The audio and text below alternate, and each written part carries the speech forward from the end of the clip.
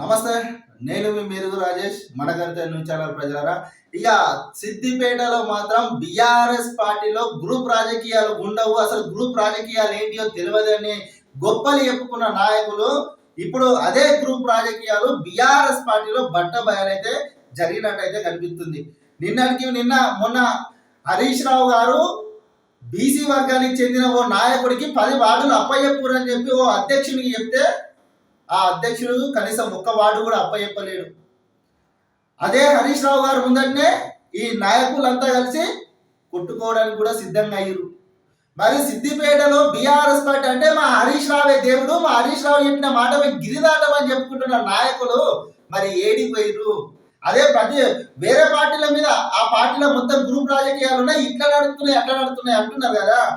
ఇప్పుడు ఇదే బీఆర్ఎస్ పార్టీలో మొత్తం గ్రూప్ రాజకీయాలు నడుస్తున్నాయి. కేవలం రెడ్డిల పెత్తనం నడుస్తుందని చెప్పి, అగ్రవర్ణ కులాలలోనే ఆధిపత్యం నడుస్తుందని చెప్పి బీసీ నాయకులు, అటు బడుగు బలహీన వర్గాల నాయకులు వాపోతున్నారు. మొత్తం గొప్పలు చెప్పుకుంటున్నారు. బీఆర్ఎస్ పార్టీ కేవలం హరీష్ రావు గారు చెప్పినా హరీష్ రావు గారు ఒక్కడే నాయకుడు అని చెప్తున్నారు. మరి హరీష్ రావు గారు ఒక్కడే నాయకుడు అయితే ఆ ఒక్కడు చెప్పిన నాయకుడు ఎవరికి ఏ వార్డులు ఇవ్వమన్నాడు, ఆ వార్డులకు మరి ఎందుకు ఇస్తలేరు? ఆ నాయకుడి మాట విలువనివ్వలిస్తున్నారు. మొన్న అట్లా జరిగితే ఈ రోజు కూడా ఓ నాయకుడు ఓ వీడియో పోస్ట్ చేసిండు సోషల్ మీడియాలో. ఆ వీడియో చూడు. నీకు గౌరవనీయులైన మాజీ మంత్రివర్యుడు హరీష్ అన్నకు తెలియదేమైనగా సిద్దిపేట రూరల్ మండలం సర్పంచ్ పూర్వం అధ్యక్షులుగా ఎలక్షన్ చేయాలని అనుకున్నాం. గత 2 దఫాలుగా మనము సిద్దిపేట రూరల్ సర్పంచ్ పూర్వ అధ్యక్షుగా రెడ్డిలకు ఇవ్వడం జరిగింది సార్. కిషన్ రెడ్డి అన్నకు, అంశకేత్ అన్నకు. ఈసారి బీసీలకు ఇవ్వండి అని చెప్పి మేము రవాణాను అడిగినాం సార్. దేనికి మీకు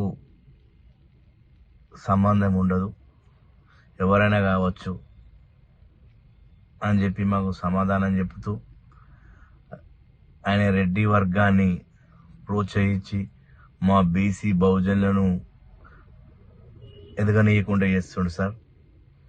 9 మంది ఉన్న మా బీసీలము, నలుగురు ఉన్న మా బహుజనులు,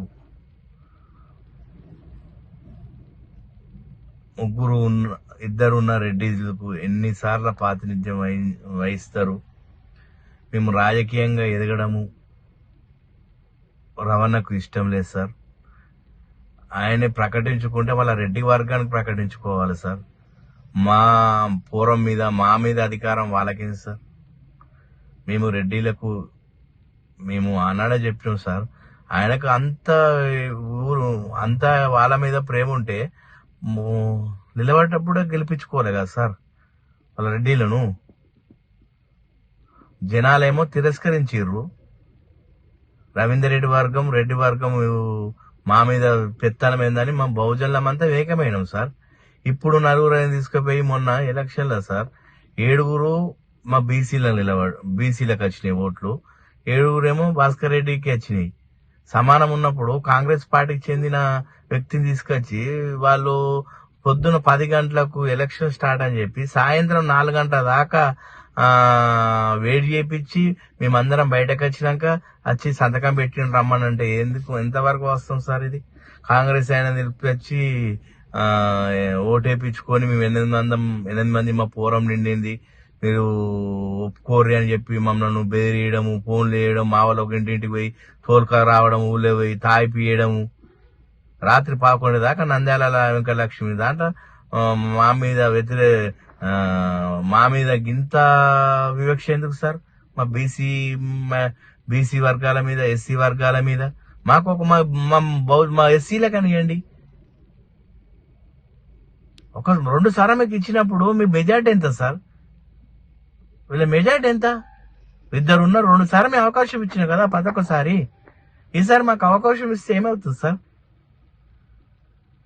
ఆయన రెడ్డిలకే ప్రాతినిధ్యం వహిస్తుండు రూరల్ మండలంలో. మా బీసీల మీద మా బహుజనుల మీద ఆయన పెత్తనం చెల్లదు. నేనైతే ఓపెన్ గా చెప్తున్నా సార్, నా ఊరు మీద ఆయన పెత్తనం జరగద్దు. మేము గెలిచిందే రెడ్డిల మీద గెలిచినాం. మేము ఆయన ఇట్లా ఇబ్బంది పెడదాం అనుకుంటే సార్ పార్టీకి చాలా నష్టం అవుతుంది. జనాలలో కూడా చాలా వ్యతిరేకత ఉంది. ఆయన రెడ్డి వర్గానికి పాతిని వహిస్తే వాళ్ళ కులానికో వాళ్ళ సంఘానికో వాళ్ళ జిల్లా అధ్యక్షుని చేసుకో మనకు ఇబ్బంది లేదు, కానీ మా మీద పోరం అధ్యక్షుని పూర్తిగా బహిష్కరిస్తున్నాము. రవాణాను కూడా మేము ప్రత్యేకించి చెప్తున్నాము. ఇలాంటి కుట్రపూజ రాజకీయాలు చేస్తే రాబోయే ఎలక్షన్లో కూడా మేము కూడా ఖచ్చితంగా సమాధానం చెప్తాం మీకు. ఇది నా వ్యక్తిగత విషయాలు కాకుండా బీసీ బహుజన సమాజము పూర్తిగా ఆలోచించండి. న్యాయం మనము దీన్ని ఖండించకపోతే మన మీద చాలా అణచివేతకు గురవుతామని చెప్పి మా ప్రజలకు తెలియజేయడం జరిగింది. నేను చెప్తున్నా ఏంటంటే క్లియర్ గా రెడ్డిలాగే ఆధిపత్యం చేస్తున్నారు. రెడ్డిలదే ఇప్పుడు కూడా ఇంకా నడవాలి అనుకుంటున్నారు. ఆల్రెడీ వీళ్ళ మిస్సెస్ సర్పంచ్ గెలిచింది రెడ్డిల మీద, అయినా కానీ రెడ్డిల పెత్తనమే కొనసాగుతుంది. ఇప్పటికీ రెడ్డిలదే నడుస్తుంది అని చెప్తున్నారు. మా బీసీలను బడుగు బలగిన ప్రజలను అణగదొక్కాలని చూస్తున్నారని చెప్పి క్లియర్ గా చెప్తున్నారు.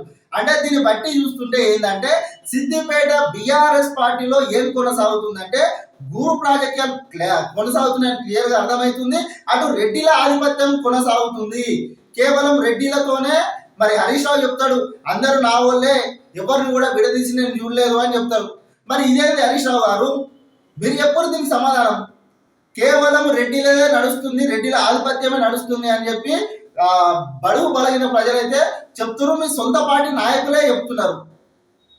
ఇక్కడ హౌసింగ్ బోర్డుకు సంబంధించి కొంతమంది రెడ్డిలకు సంబంధించి ఇటు బీసీ నాయకులు హౌసింగ్ బోర్డు కాలనీ ముట్టడి కూడా చేస్తామని చెప్పినట్టు మన దగ్గర సమాచారం ఉంది. మరి డేట్ కూడా అనౌన్స్ చేస్తారట. మరి బీఆర్ఎస్ పార్టీలో ఇంత గ్రూప్ రాజకీయాలు పెట్టుకొని మళ్ళా మీరు బయట పార్టీల మీద ఆ పార్టీల గ్రూప్ రాజకీయాలు ఉంటే ఆ పార్టీలో తనుకుంటారని మీరు చెప్తారు. మరి దీనిలో మీ ఇంట్లో సకాలే కదా, మీరు బయట పార్టీల మీద మళ్ళీ మీరే ముచ్చట్లు చెప్తారు. మీరు చక్కగా చూసుకోవాలి. ఫస్ట్ మీ దాంట్లో ఇన్ని రోజులు కేవలం హరీష్ రావుదే పెత్తనం, హరీష్ రావే దేవుడు, ఆయన చెప్పిందే వింటామని అన్న నాయకులు ఈ రోజు హరీష్ రావు ఉందంటే తనుకొని సిద్ధంగా అవుతారు. ఇక్కడ రెడ్డిల ఆధిపత్యం సాగుతుందని వీడియోలు కూడా బయటకు రిలీజ్ చేస్తారు. అంటే దీన్ని బట్టి అర్థం చేసుకోరు ప్రజలారా, బీఆర్ఎస్ పార్టీలో ఏం జరుగుతుంది, లోపల ఎంత గ్రూప్ రాజకీయాలు జరుగుతున్నాయి. కేవలం బయట పడకుండా ఇట్లా మీదికి కవర్ చేసుకుంటున్నారు. ఇది మాత్రం క్లియర్. వీళ్ళు బయటకు పోయి ఇంకా సూక్తులు చెప్తారు.